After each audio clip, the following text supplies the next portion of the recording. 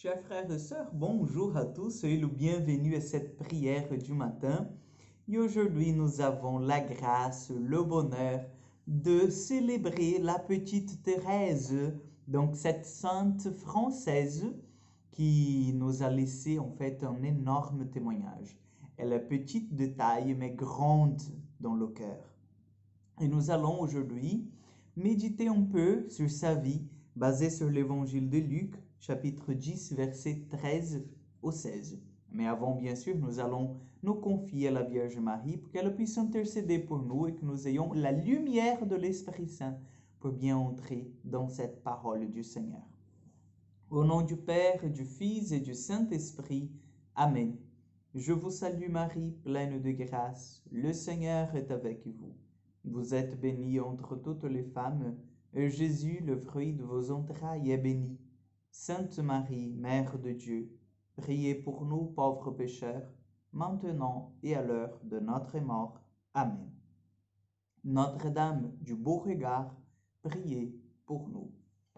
Chers frères et sœurs, donc je vous invite à prendre l'évangile de Luc, chapitre 10, versets 13 au 16. En ce temps-là, Jésus disait, malheureuse es-tu, Chorazine, malheureuse es-tu, Bethsaïde, car si les miracles qui ont eu lieu chez vous avaient eu lieu à Tyr et à Sidon, il y a longtemps que leurs habitants auraient fait pénitence avec le sac et la cendre. D'ailleurs, Tyr et Sidon seront mieux traités que vous lors du jugement. Et toi, Capharnaüm, seras-tu élevé jusqu'au ciel? Non. Jusqu'au séjour de mort, tu descendras. Celui qui vous écoute, m'écoute. Celui qui vous rejette, me rejette. Et celui que me rejette, rejette celui qui m'a envoyé. Acclamons la parole de Dieu. Chers frères et sœurs, cet évangile vient vraiment résumer le moment de souffrance le plus intime de la petite Thérèse. Aujourd'hui, lorsque nous voyons sa vie, lorsque nous voyons en fait qu'elle a été proclamée docteur de l'Église par le pape Jean-Paul II en 87, et elle était la troisième doctoresse de l'Église, si on peut appeler, donc la troisième femme docteur de l'Église, puisque la première est Sainte Thérèse d'Avila, puis nous avons Catherine de Sienne, et puis bien sûr, Catherine de Sienne, Sainte Thérèse d'Avila, et puis bien sûr la petite Thérèse.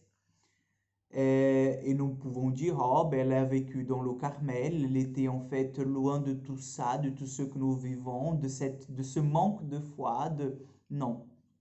Thérèse, elle a senti dans son cœur, en fait, cette indifférence du peuple.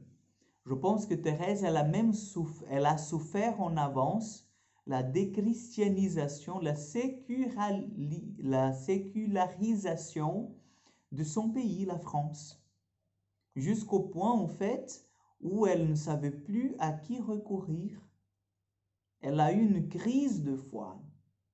Cette crise qui est bien dite là par Jésus, celui que vous rejette, me rejette, celui que me rejette, rejette celui qui m'a envoyé.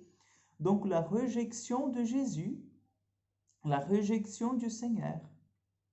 Et Thérèse a vécu ça, chers frères et sœurs, dans deux mots, deux vertus. Et là, en fait, résume toute son spiritualité. La confiance et l'abandon. Deux choses que pour Thérèse étaient très importantes dans sa voie, dans sa voie qui s'appelle l'enfance spirituelle, de faire confiance au Seigneur. Il arrive ce qu'il arrivera, je te fais confiance, Seigneur. Jésus, je te fais confiance. Et l'abandon. L'abandon, ça ne veut pas dire en fait de l'indifférence, c'est pas ça.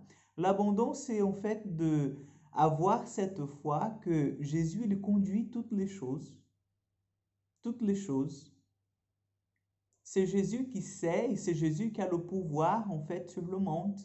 Et même si le mal semble à prendre le devant, à gagner, à remporter la victoire, c'est Jésus qui l'a déjà vaincu.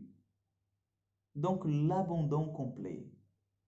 Et moi, j'aimerais bien finir cette prière du matin par cette phrase que je trouve si belle, si forte, si importante de Thérèse de Lisieux, que c'est la confiance, rien que la confiance qui nous conduit à l'amour. Et c'est ça. Donc, demandons la bénédiction de Dieu, demandons l'intercession de Sainte Thérèse de Lisieux, que nous soyons petits, que nous soyons vraiment petits dans ce chemin, pour que le Seigneur, il fasse en nous, il fasse à travers de nous cette conversion dans le cœur de Jean. Le Seigneur soit avec vous. Que Dieu Tout-Puissant vous bénisse et vous garde, le Père, le Fils et le Saint-Esprit. Amen. Je vous souhaite une excellente journée et à demain pour encore une prière du matin.